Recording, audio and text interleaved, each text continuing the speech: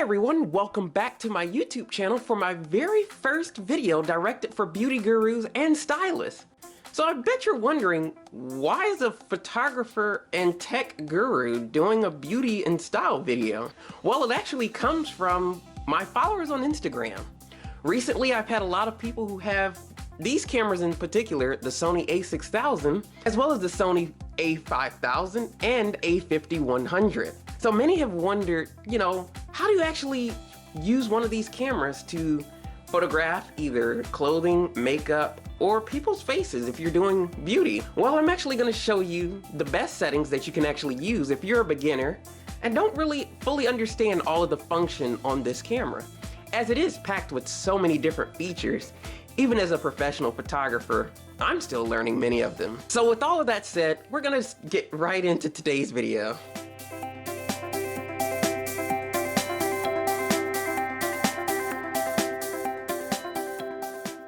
Okay, first thing is, if you look at the top of your camera, you'll see this mode dial. And this is where most of your controls are for, maneuvering your camera and putting it in the settings that you want to do, such as doing video or different scene panoramics, or just leaving it in full automatic. Now, what we're going to use for this particular video is this green camera button with the eye, which is our intelligent auto. So at this point, our camera is actually controlling pretty much every single feature there is on this camera itself and giving you the best possible image it can for whatever shooting situation that you're photographing on what it thinks will produce the best images. So we have our shot set up, and everything that I'm using is what you get when you buy this camera. I'm not going to show you anything extra because this is just primarily for my beginners and those who want to learn how to take, perfect images with this camera, who may not know so much about these particular cameras or professional level SLRs or mirrorless cameras to begin with. So I'm using the standard kit lens which comes on the camera, which is the 16 to 50 millimeter lens, which you see attached here.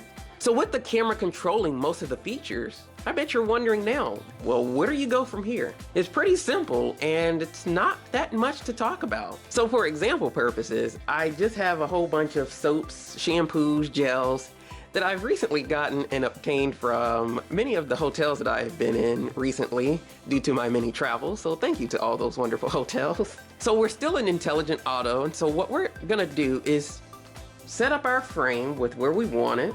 And then if you look here on the top, you see the on and off switch? In the middle, you see this button. That's actually your shutter button. And this is what controls when you're actually taking your image. But it also has a second function, and that is it controls your actual focus. So how to do that? You actually push this halfway. So you don't want to push it all the way because then you'll take the picture.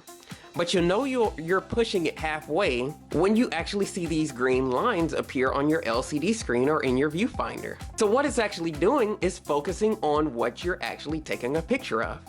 So as many green boxes as you see, that tells you how much that's in the frame is actually gonna be properly focused once you take your photo.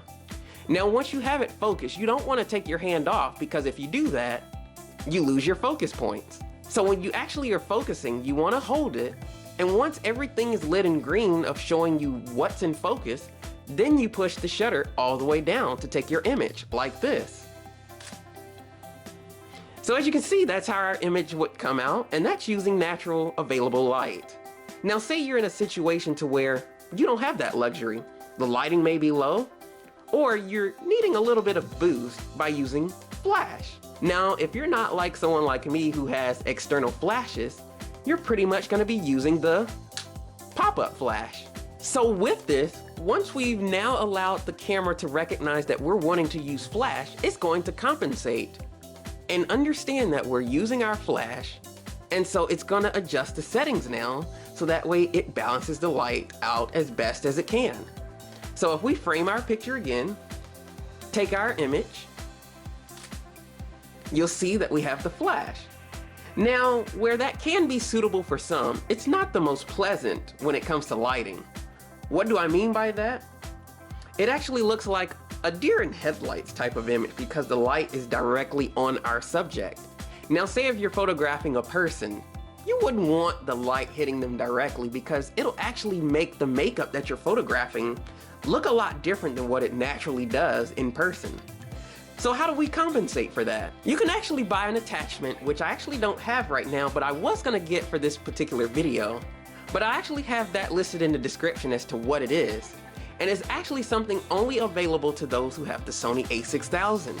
Now, if you have the a5100 or the a5000, then you might have to use some other means, such as just using your finger, which I'm gonna demonstrate in this video. So if you're using the pop-up flash, one of the luxuries of this camera is that you can actually adjust it and where it's actually positioned. So for this, we're actually gonna hold it here, so that way it's aiming up. Now, I'm sure many of you will wonder, well, why are you aiming the flash away from your subject? So what this is actually gonna do is give us a nice balanced light source, so that way everything that we see in our frame is perfectly exposed with the light. So let me show you how that's actually gonna work out. So I kind of have it tilted going up. So we're gonna frame our picture just as before, and then we're gonna take the image. See what a difference that made? So this is using natural light. This is using the pop-up flash dead on. And then this is using the flash with it aiming up. So what that does is give us a nice balanced light source for the entire frame and not just what may be in the center. It even brings out what's in the background, but it still doesn't distract from what your actual subject is. Now, the piece that you can use for this actual pop-up flash is called the diffuser. If you've seen professional photographers who've used flash guns, you may see something like this, which is a transparent piece of plastic which mounts to the top of their flash. Now, they come in all different shapes and sizes. So let's set up for another shot to give you some more examples. So I'm gonna come in real tight here on the center subjects here, these two soaps. And so the camera is so smart that when I actually focus, it recognizes here at the top that I'm taking a macro image, which is a very close-up image. And you'll see this icon of like a little flower in the top left to show that it's taking a macro photo. So because it recognizes that, the camera is actually gonna adjust its settings for a macro shot. So if we do the same thing and take our shots again, let's use available light to see how that image is gonna turn out. So that's using available light. Let's use our pop-up flash now, and we're gonna just use it dead on. That's with dead on. And then we're gonna hold it up so that way we get a more balanced light. So let's focus, take our image. So you see the big differences between the three. So that's with it, the flash facing up, that's going towards it, and then that's with the available natural light. So you see the differences of what the lighting will do for your photos. So this is something to be mindful of if you're doing a haul where you're showing off your products, where you're showing off a client's makeup. Another setting that I also want to show you and kind of talk about is called soft skin effect. Now, this is directly for my beauty gurus who are maybe photographing someone's face. The camera will actually have where it softens a person's skin in the camera. And so if you go into that menu option, and then you go down to the second option, you can control the intensity by choosing low, mid, or high, based on how extensive you want that effect to actually be on your photos. So I'd say play around with this to kind of see how it works out and what setting works best for you. Maybe you like the lower tones, maybe you like it off, maybe you want it to be more extensive to where it really smooths out someone's skin. So play around with that setting to see what it does. So that's pretty much it for this tutorial.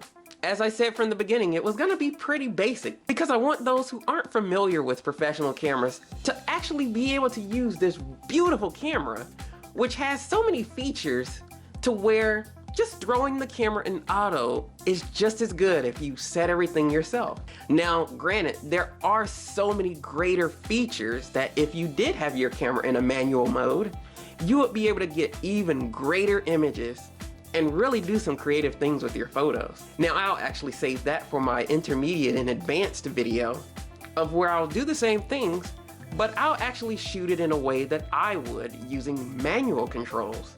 And I'll actually go through with showing exactly what everything does and explaining on what the differences are between the two. So hopefully you guys enjoyed this video. And as my first beauty and style video, don't be so harsh on me.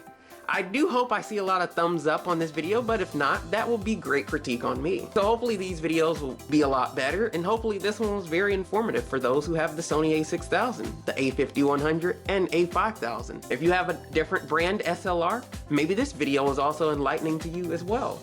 So hopefully you guys check out more from my channel.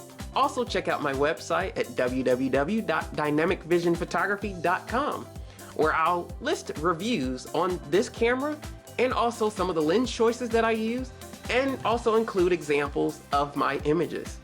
So be sure to follow me on my networks, and I look to see you guys again. So thanks for watching, and I'll see you guys later.